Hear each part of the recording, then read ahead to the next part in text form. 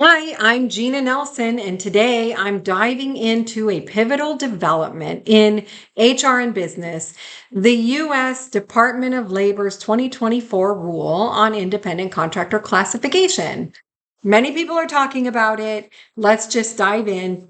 Just to preempt this, I did write an article in January that was published in FSMTA magazine, winter 2024 edition, and it's on page 18. You can find it there. And it's called Navigating Workforce Classification is a Critical Business Decision. And the article focuses on the importance of workforce classification in healthcare in that particular article.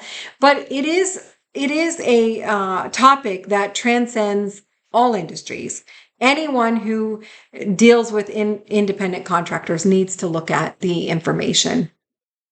So when we're looking at that 2024 rule and the impact it's having on business, first of all, it's coming up. It will be effective March 11th, 2024, and it does bring substantial changes, making it even harder for businesses to classify workers as independent contractors. And the shift from the previous rule includes a more employee-friendly interpretation of the totality of circumstances test, which likely will result in more workers being classified as employees. So it's kind of shifting things back to the employee side.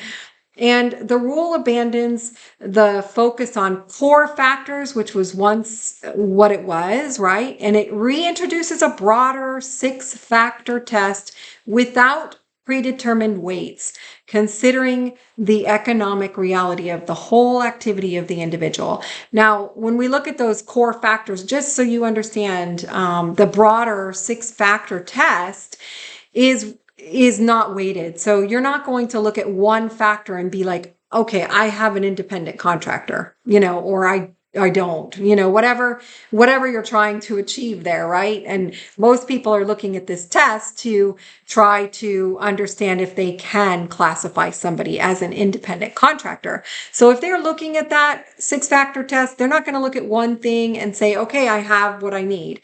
They're actually going to have to look at the totality of the circumstances and really evaluate each of those because they're not weighted. One is not going to really push you over the edge. So these changes elevate the risk of misclassification and potentially increasing the liability for businesses, including the heightened risks of lawsuits and financial penalties. So those are outlined in my article, and you can read through some of those.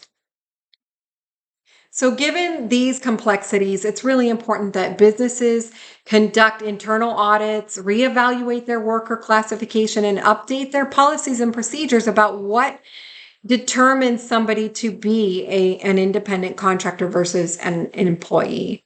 So let's look at the rule a little bit more, right? The 2020 rule, it's coming up in March, as I said, and this rule introduces 6 factors that will determine if a worker is an employee or an independent contractor. So the factors are, number one, the opportunity for profit or loss depending on managerial skill.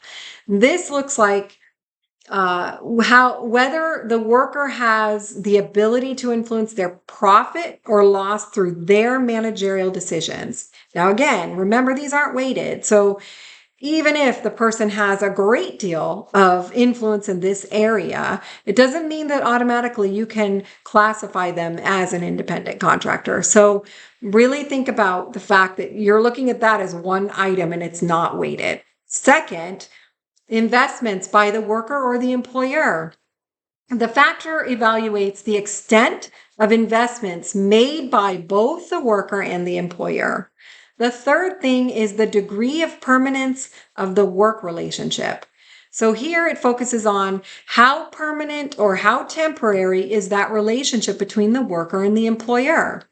The fourth thing is the nature and degree of control. So this examines how much control the employer has over the worker, including their work schedules and their supervision, and maybe even the amount of education and skill they bring to that particular role.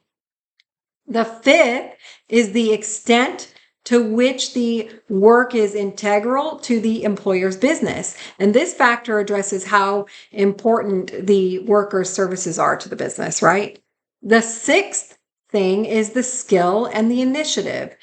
This looks at the skills and the initiatives taken by the worker. So even though we have 6 factors here, the rule does mention that other factors might be relevant. So again, this just adds to the ambiguity and the necessity to really evaluate all the factors. And if you're thinking outside of the box and you're adding to those factors, then you really want to assess whether or not altogether this is an independent contractor. And I would say that if you're going to add these factors, well, even if you're not, and you're looking at all 6 of these things and you're not even considering other factors, you still want to get an independent review and an independent thought process from your attorney of choice, your employment attorney, to understand if you're doing this correctly and applying those things correctly. You certainly bring extra things to the table, say, hey, what about this and this,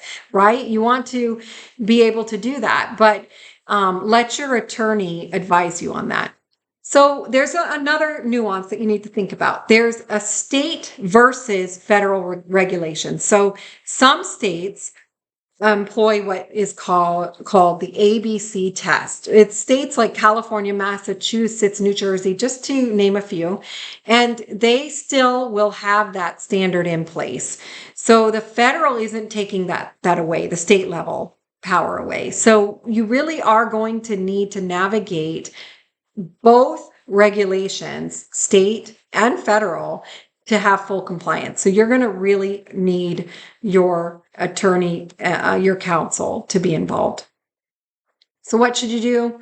You should mitigate some of the risk by proactively looking at this and not waiting till the last minute, right? Don't wait till March and say, okay, let's look at our independent contractors. Because a lot of companies are thinking, well, there's probably going to be lawsuits, it'll be delayed. And that might be true, but how bad if it wouldn't be, right? So you definitely want to start proactively looking at your independent contractors, see if these 6 factors, if they're rolled out and everything goes through, what is that going to look like for you? And be prepared. Try to be as prepared as you can be.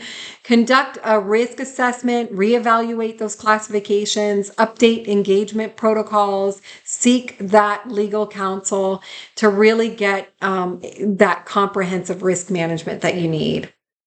So definitely still review my article because it is relevant. It does talk about the risks if you're wrong. And I think that that's really big right now. You need to know. And then just stay tuned for latest developments, because as HR professionals, when new laws are rolled out, we watch intently. We are attending every single legal seminar we can about it. We're definitely keeping up and keeping tabs with that, but we're watching legal counsel to see what they're going to do as well. So stay tuned for more developments. And if you like my channel, please like it, share it, subscribe, please, for more insights. Thank you. And always, your comments are welcome.